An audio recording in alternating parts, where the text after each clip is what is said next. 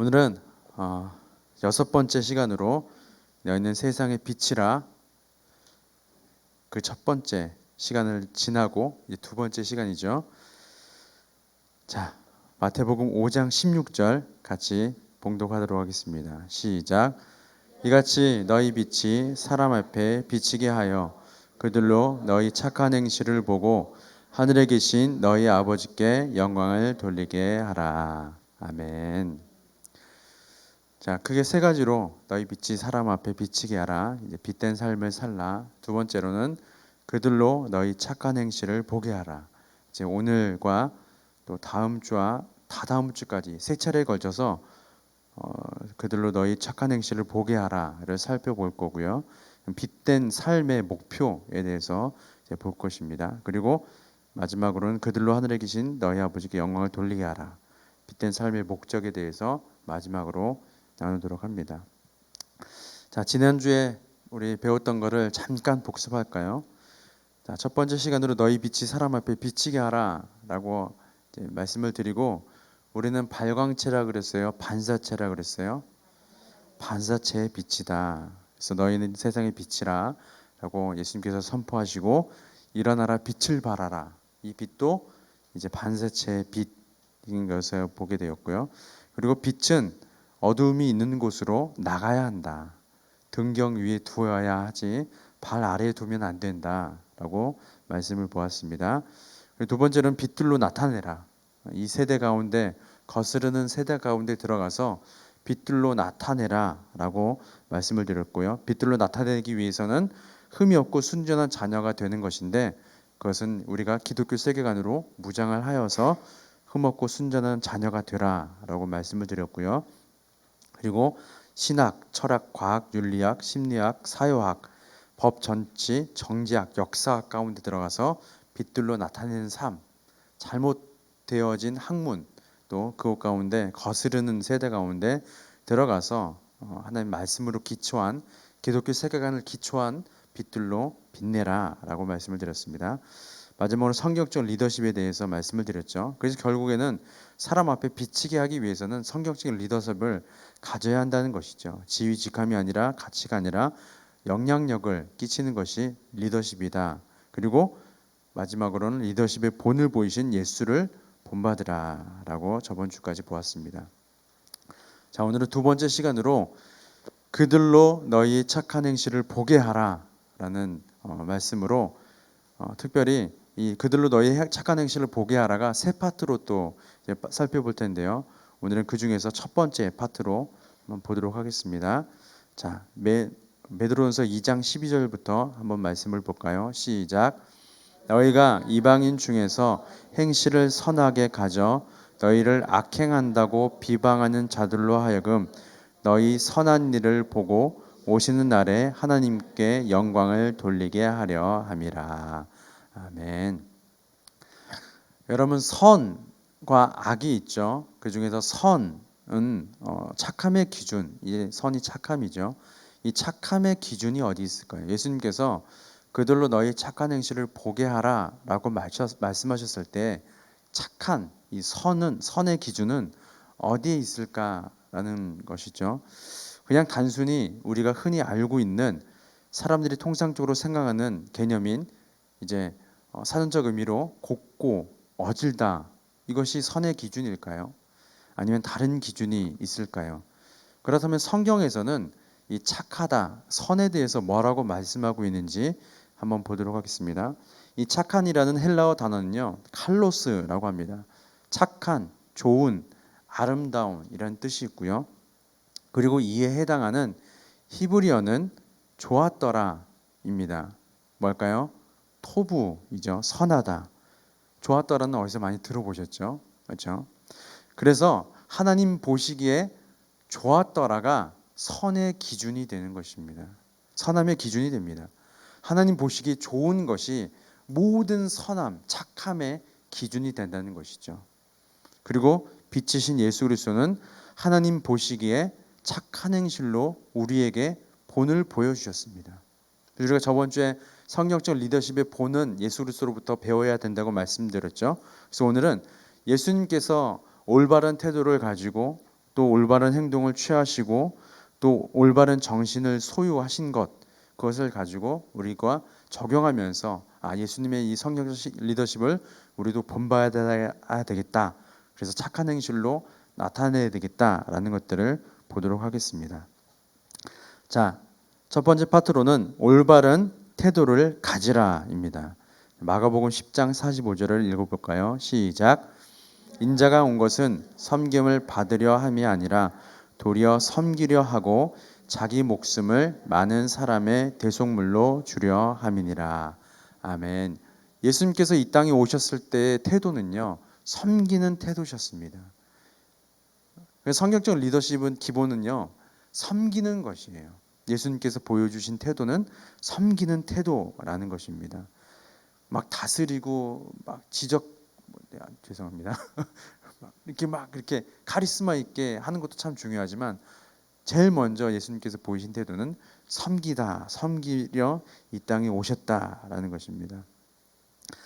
예수님께서 본을 보이신 섬기는 리더십이 가져야 할 올바른 태도는 거룩, 순결, 긍휼, 정직, 희생적인 헌신, 공의, 겸손과 섬김, 온유, 깨어진 마음, 그리고 권리 포기 등이 있습니다.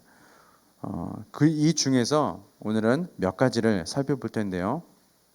자, 먼저는 거룩, 순결입니다.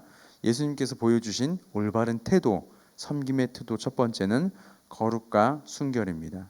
자, 시편 110편 3절의 말씀을 보겠습니다. 시작. 주의 권능의 날에 주의 백성이 거룩한 옷을 입고 즐거이 헌신하니 새벽 이슬 같은 주의 청년들이 주께 나오는도다. 아멘. 우리는 다 하나님 앞에서 청년입니다. 아멘 하신 분만. 우리는 다 하나님 앞에 청년입니다. 열정을 가지고 거룩함을 가지고. 성경은 하나님이 온 세상에 영향을 끼치기 위하여 불러 세우신 사람들의 특징을 거룩함이라고 말합니다. 거룩함을 소홀히 여겼던 르우벤은 그의 뛰어남을 무위로 돌아가게 하여서 지도력을 상실했어요. 그리고 영향력을 발휘하지 못하게 되었습니다. 르우벤은 굉장히 뛰어난 사람이었습니다. 정말 탁월한 사람이에요. 근데 하나님 앞에 거룩함을 소홀히 여겼더니 그 모든 뛰어남이 무위로 돌아가게 되어버립니다. 지도력을 상실하고요, 영향력을 끼치지 못합니다. 그래서 하나님께 쓰임받는 주의 사람은요, 성령의 능력으로 행하고 거룩한 옷을 입고 즐거이 헌신하는 자입니다. 예전에 미국 대통령의 성적 스캔들에 대한 기사를 본 적이 있었어요.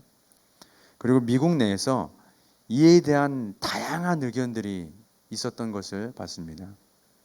특별히 눈에 띄는 의견이 뭐였냐면은 미국 대통령의 성적 스캔들에 대해서 왈부하는 것은 사생활 침해라고, 그런 의견들이 있더라고요.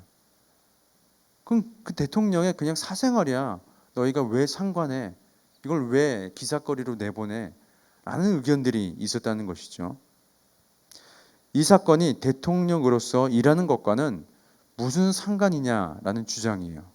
대통령이 대통령으로서 일하는 것과 그 사람이 개인적으로 성적 스캔들이 난 게 무슨 상관이야? 일만 잘하면 되지. 한마디로 그거죠. 이건 단순히 그의 사생활일 뿐이라는 것입니다. 그런데 이 주장보다 더 놀라운 사실이 뭔지 아세요? 미국 시민의 과반수가 이 말에 동의했다는 거예요. 저는 깜짝 놀랐습니다. 미국 시민들의 과반수가 이 의견에 동의를 했대요. 그건 그냥 대통령의 사생활일 뿐이야. 대통령이 일하는 능력과는 아무 상관이 없어. 여러분 어떻게 생각하세요? 대통령 공인이잖아요, 그렇죠? 공인이고, 특별히 미국은 저는 여전히 생각하고 있는 게 하나님께서 세우신 나라라고 생각합니다. 그런 나라의 대통령이 그렇다는 게, 또 이에 대해서 많은 미국인들이 그렇게 생각하고 있다는 게 참 안타까운 것 같아요. 근데 하나님의 거룩함에 대해서 우리가 한시라도 놓치게 되면 우리 역시 이런 생각을 할 수가 있다는 것이죠.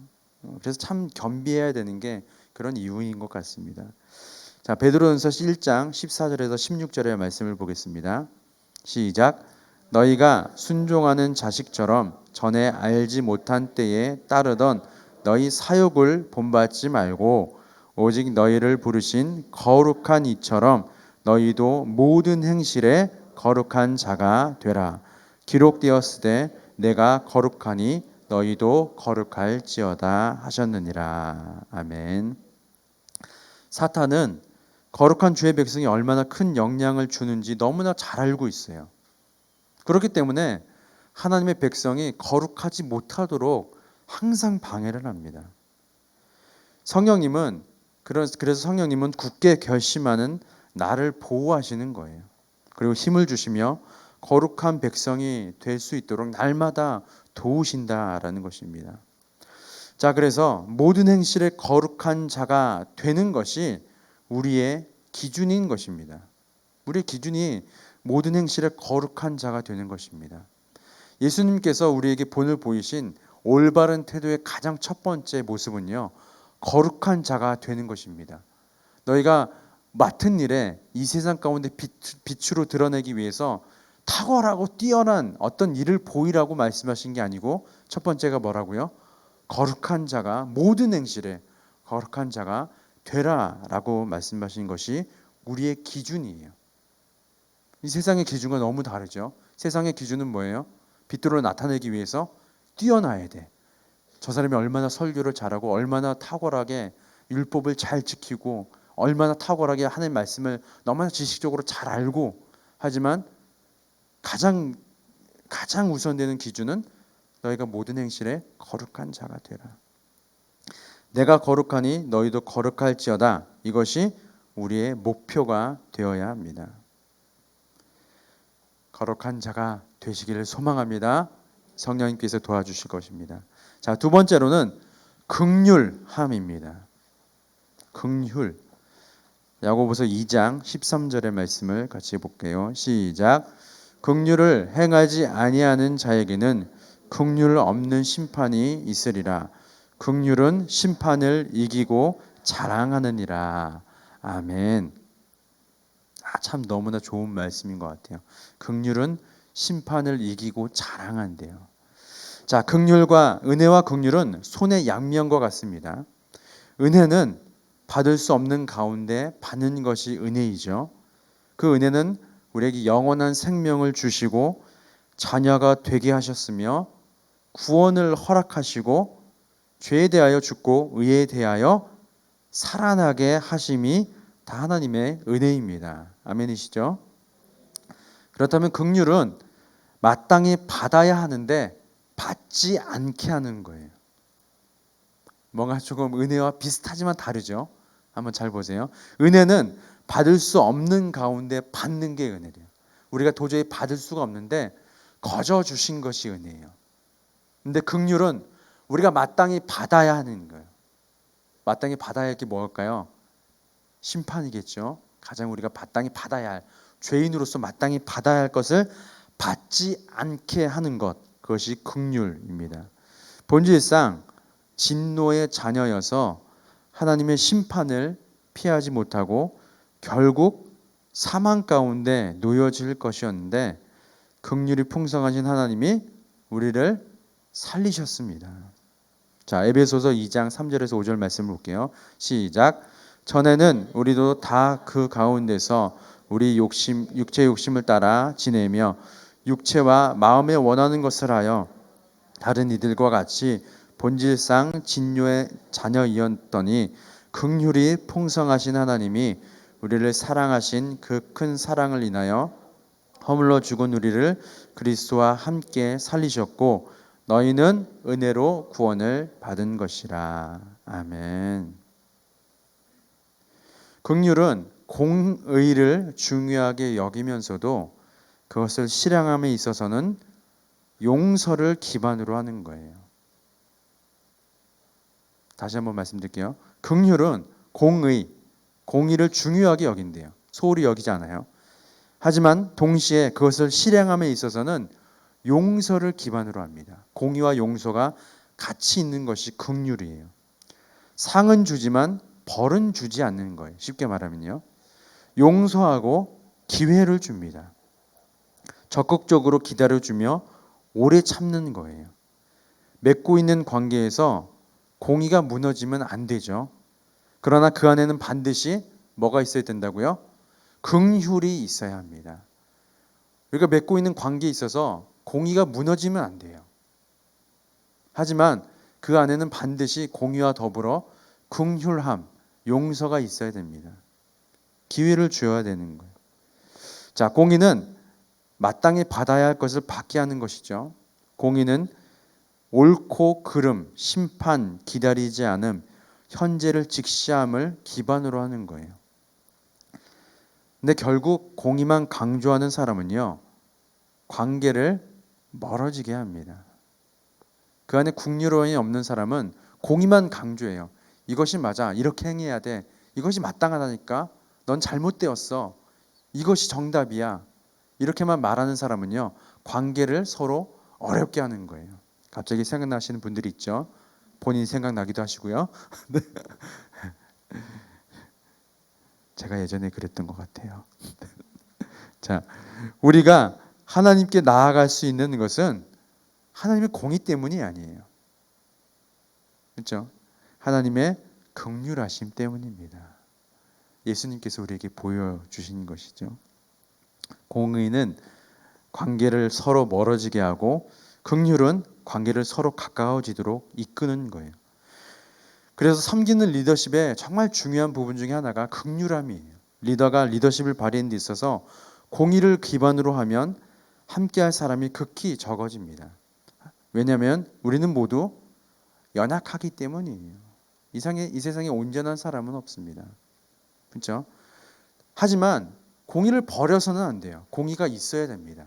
하지만 동시에 무엇도 있어야 된다고요? 긍휼함도 있어야 합니다. 우리가 옳고 그름의 정신인 공의로 대할 때는 놀랍게도 사람의 관계가 멀어져요. 변화를 주기보다 정지하기 쉽습니다. 그리고 그 관계는 결국 멀어지는 것이죠. 용납받고 위로받기보다 정죄받고 심판받게 될 것으로 생각해서 상대방에게 자기 연약함을 보이기 싫어해요. 그렇겠죠. 그래서 감추려고 합니다. 자기 마음을 드러내지 않으려고 해요. 맨날 지적만 받으니까요. 결국 한 공간에 있어도 마음으로는 따로 있는 것과 같습니다. 우리가 순모임을 하거나 어떤 관계를 맺으면 알겠지만 저희 교회는 아무도 그런 분들 안 계세요. 다른 교회 얘기입니다. 근데 저분은 항상 옳은 말만 해요. 좋은 말만 해요. 하지만 가까이 하기 힘들어요. 그렇죠? 상상이 가시죠? 그런 분들 예전 교회에 있었죠? 그렇죠? 저희 교회는 아무도 안 계십니다. 그런 분들이 있어요. 정말 옳은 말만 딱딱 옳은 말만 하세요. 하지만 가까이 하는 사람은 많이 없는 것 같아요. 그렇죠? 예를 들어서 그런 겁니다. 그러나 긍휼을 기반으로 하면 함께할 사람들이 많아지고 상대방이 변화가 일어나기 시작합니다. 공의는 사람을 변화시키지 못합니다. 오직 긍휼만이 사람을 변화시키죠. 그래서 긍휼의 정신으로 산다면 서로 격려하고 위로하고 소망을 심어주는 거예요. 비록 허물과 단점, 약점을 본다고 해도 기다려주는 것입니다. 가능성을 더 많이 보기 시작해요. 저 사람에게 1%의 약점이 있다면 그 약점보다 99%의 가능성을 보는 것이 긍휼함입니다.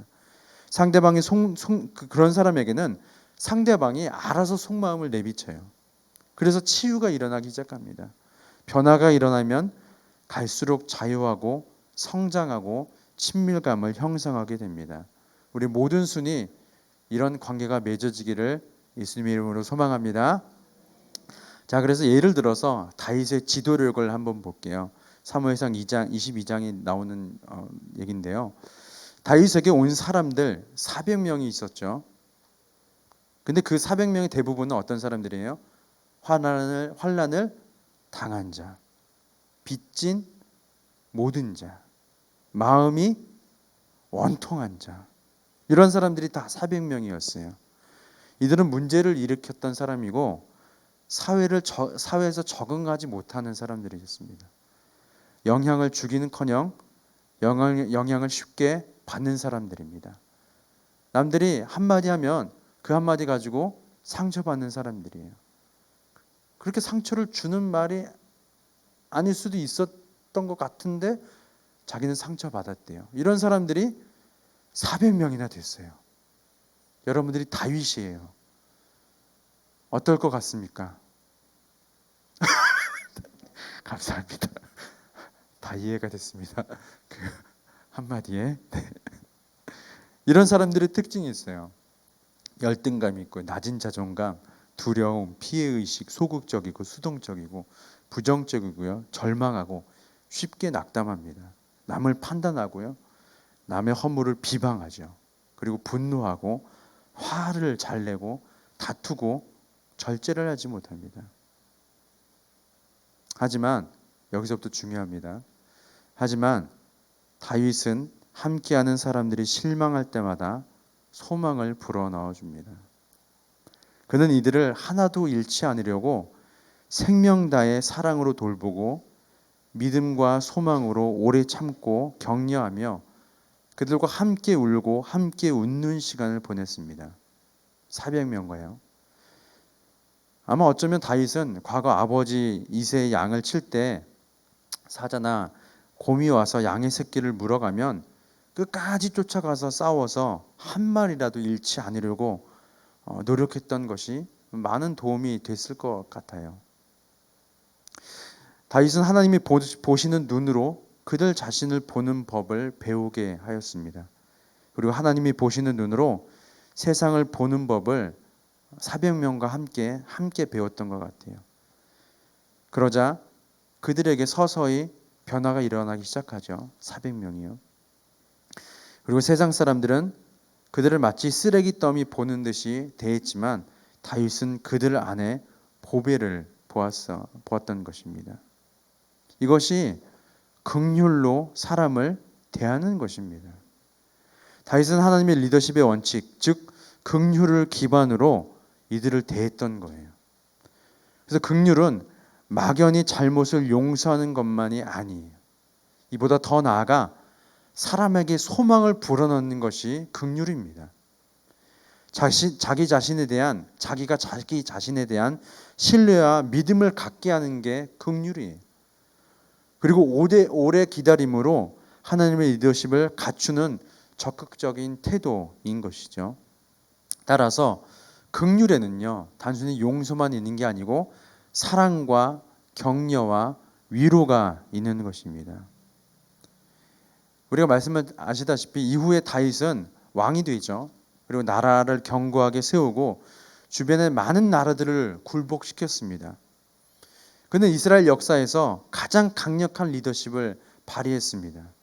특별히 사무엘하 23장 8절에서 39절에서는 다윗과 함께 나라를 세운 용사들의 이름이 쭉 나열되어 있어요. 근데 이 용사들이 어떤 사람들이었을까요? 앞서 말했던 400명이었습니다. 이 용사들이 언제 다윗에게 왔을까요? 이 400명이 하나님의 긍휼하심에 따른 리더십으로 다윗이 그들과 함께 했더니 이렇게 변화가 된 것입니다. 예수님은 항상 우리를 긍휼로 대해 주십니다. 그로 인해 우리의 삶에 생명이 흘러들어오고 변화가 일어나는 것이죠. 예수님은 우리가 서로 긍휼의 정신으로 대하기를 원하세요. 그럴 때 생명이 흘러가고 변화가 일어나기 때문입니다. 그래서 올바른 리더십이란 이같이 긍휼의 정신으로 사는 것을 말하는 겁니다. 다윗을 통하여 많은 사람이 변화되었던 것처럼 영향을 주는 삶을 살게 됩니다. 예수 그리스도께서 품으신 긍휼을 우리도 품고 서로가 서로를 대하는 저 여러분들 되시길 소망합니다. 자, 세 번째로 정직입니다. 우리가 또 취해야 될 예수님께 본받아야 할 성령적 리더십은 정직입니다. 자, 시편 15편의 말씀을 한번 볼게요. 시작. 여호와여, 주의 장막에 머무를 자 누구 오며 주의 성산에 사는 자 누구 오니까?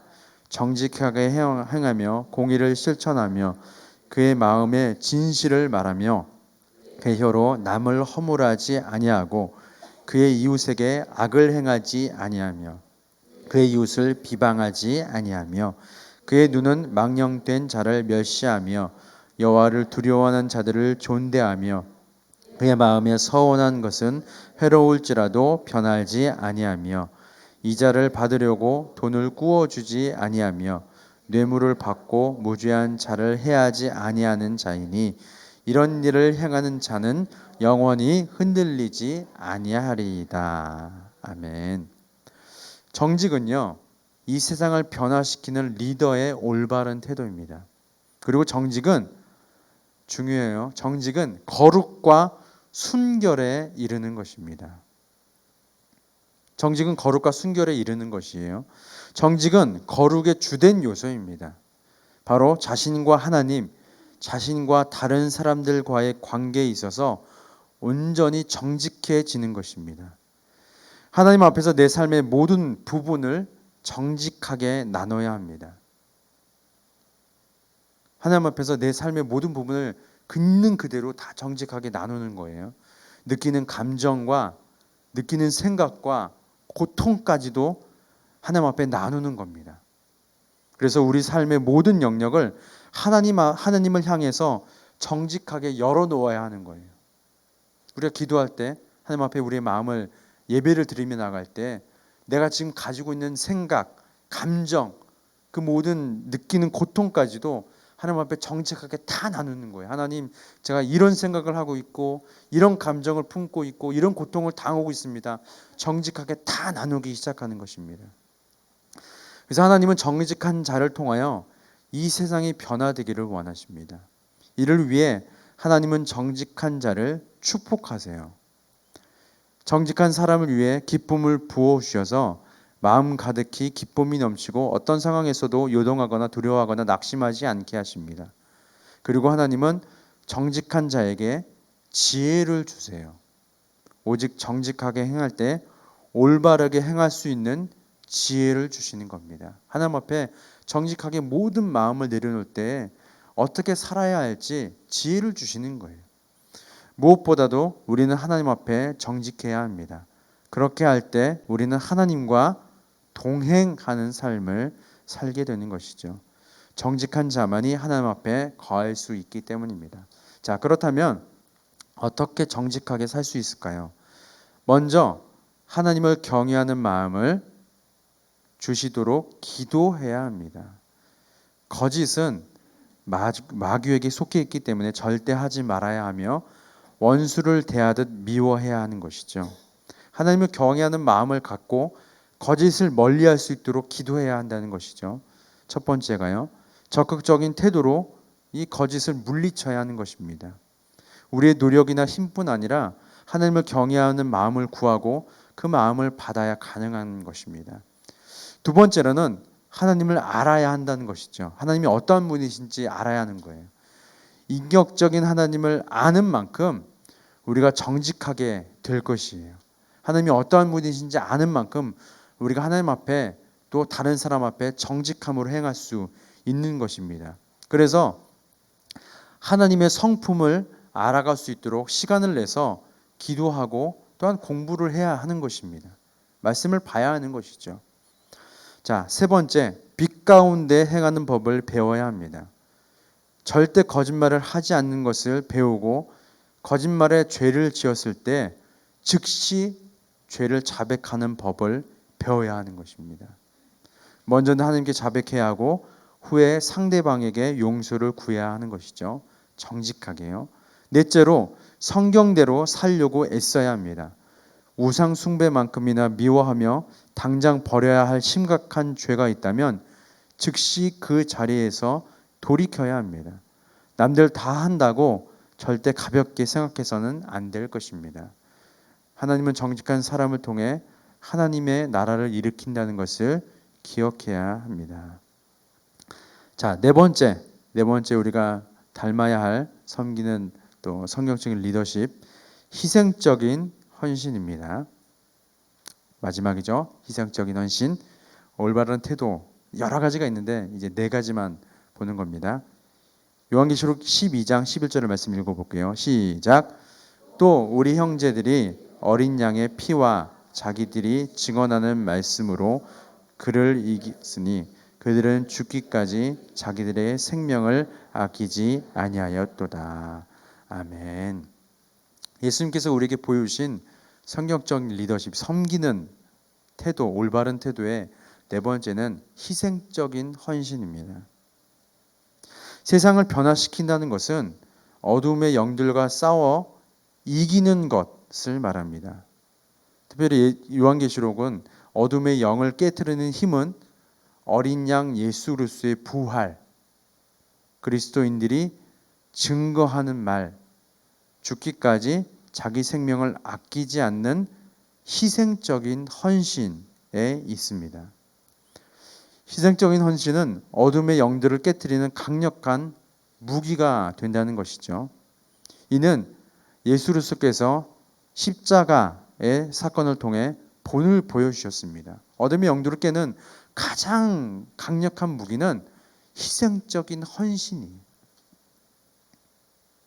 어느 세대나 하나님이 쓰시는 사람들의 중요한 특징은 자기의 생명을 아까워하지 않는 희생적인 헌신의 삶을 살았다는 것입니다. 그리고 이런 사람은 세상에 감당하지 못하느니라 라는 히브리서 11장 38절의 말씀대로 하나님께서 그렇게 말씀하시는 거예요. 이 세상 사람들이 감당하지 못하는 사람은 강력한 권력을 가진 사람이 아니고요. 어떤 부를 많이 가진 사람이 아니고 어떤 사람이라고요? 예수 그리스도와 함께 예수 그리스도를 닮아서 희생적인 헌신을 하는 사람. 고난을 당할 때도 있고요. 핍박을 당할 때도 있지만 자기 몸을 다 바쳐서 예수를 위해서 살고 다른 사람을 섬기며 살아가는 사람. 이런 사람을 세상이 감당하지 못한대요. 저 여러분들을 그렇게 부르셨습니다. 처음부터 다시요. 놀랍지 않으세요? 우리는 세상이 따라해 볼게요. 나는 세상이 감당하지 못하는 사람. 나쁜 의미에서 말고요. 좋은 의미에서 희생적인 헌신으로. 그래서 결국에 희생적인 헌신은 세상을 변화시키는 힘이 있는 것입니다. 자, 마지막 결론입니다. 빛된 자가 어둠이 있는 곳에 착한 행실로 나타내기 위해선 빛이신 예수님의 리더십을 본받아야 합니다. 예수님은 올바른 태도로 섬기는 리더십을 발휘하셨어요. 올바른 태도는 거룩과 순결, 긍휼, 정직, 희생적인 헌신입니다. 그 밖에 여러 가지 또 목록들이 있었죠. 앞서 예수님은 우리를 빛으로 부르셨습니다. 그리고 부르셔서 거룩과 순결이 결핍되었고 긍휼의 마음으로 용서가 부족하며 거짓을 당연한 것으로 여기고 이기주의적인 이 세상에 들어가 빛을 발하라 라고 하십니다. 그리고 그 사람이 바로 나예요. 나를 그렇게 부르셨습니다. 아멘이시죠? 자, 오늘은 올바른 태도, 예수님께서 보여주신 올바른 태도에 대해서 한번 살펴봤고요. 다음 주에는 예수님께서 행하신 올바른 행동을 취하는 것이 무엇인지 말씀을 가지고 또 살펴보도록 하겠습니다. 이 시간에 오늘 배운 내용을 가지고 붙잡고 한번 기도할까요? 하나님, 이 세상에 나아가 빛된 삶을 살기 위해서 예수님께서 보여주신 섬기는 리더십 우리가 본받아야 할 텐데 그것은 올바른 태도를 가지는 것이고 거룩과 순결함으로 또 긍휼한 마음으로 정직하게 행함으로 또한 예수님께서 십자가의 보혈로 보여주신 희생적인 헌신으로 이 세상에 선한 영향력을 끼치는 것임을 오늘 말씀을 통하여서 들었습니다. 하나님, 나를 내가 속해 있는 그곳 가운데 그렇게 빛으로 부르셨사오니 오늘 말씀을 꼭 기억하여서 빛으로 살아가게 하여 주옵소서. 성령 하나님 도와주옵소서. 우리 주님 이름 한번 부르며 기도하겠습니다.